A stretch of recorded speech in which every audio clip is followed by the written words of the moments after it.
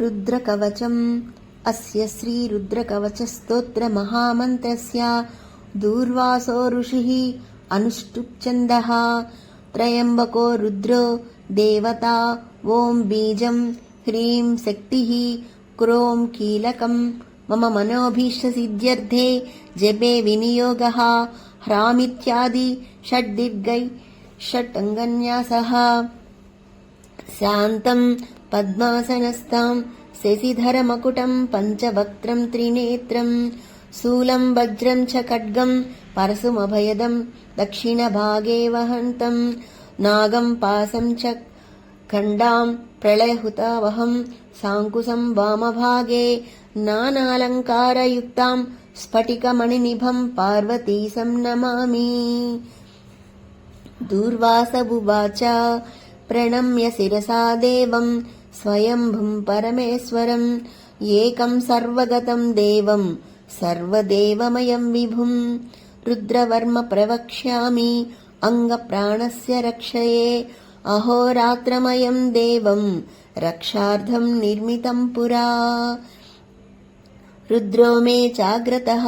पातु पातु पार्श्वौ हरस्तदा शिरो मे ईश्वरः पातु ललाटं नीललोहितः नेत्रयोस्त्रयम्बकः पातु मुखं पातु महेश्वरः कर्णयोः पातु मे शम्भुर्नासिकायां सदाशिवः वागीशः पातु मे जिह्वौ मोष्टौ पात्यम्बिकापतिः श्रीकण्ठः पातु मे ग्रीवां बाहुंश्चैव पिनाकधृत् हृदयं मे महादेव ईश्वरो व्यात्स्तनान्तरं नाभिं कटिं सवक्षश्च पातु सर्व उमापतिः बाहुमध्यान्तरं चैव सूक्ष्मरूपः सदाशिवः सर्वं रक्षतु सर्वेषु गात्राणि च यथाक्रमम् वज्रशक्तिधरं चैव पाशाङ्कुशधरं तथा गण्डशूलधरं नित्यं रक्षतु त्रिदशेश्वरः प्रस्थानेषु पदे चैव वृक्षमूले नदीतटे सन्ध्यायां राजभवने विरूपाक्षस्तु पातु मां शीतोष्णादः कालेषु तुहिनध्रुमकण्टके निर्मानुष्ये असममे मार्गे त्राहि मां वृषभध्वजा इत्येतरुद्रकवचं पवित्रं पापनाशनं महादेवप्रसादेन दूर्वासो मुनिकल्पितम् ममाख्यातं समानेन न भयं विन्दति क्वचित् प्राप्नोति परमारोग्यं पुण्यमायुष्यवर्धनं विद्यार्थी लभते विद्यां धनार्थी लभते धनं कन्यार्थी लभते कन्यां न भयं विन्दते क्वचित्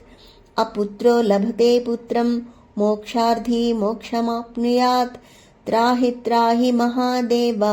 त्राहि त्राहि त्रयीमया त्राहि मां पार्वतीनाथ त्राहि मां त्रिपुरान्तक पाशं खट्वाङ्गदिव्यास्त्रं त्रिशूलं मे रुद्रमेव च नमस्करोमि देवेश त्राहि मां जगदीश्वर शत्रुमध्ये सभामध्ये ग्राममध्ये गृहान्तरे गमनागमने चैव त्राहि मां भक्तवत्सल त्वं चित्तं त्वं मानसं च त्वं बुद्धिस्त्वं परायणं कर्मणा मनसा चैव त्वं बुद्धिश्च यथा सदा ज्वरभयं छिन्दि सर्वज्वरभयं छिन्दि ग्रहभयं छिन्दि सर्वशत्रून्निवर्त्यापि सर्वव्याधिनिवारकम्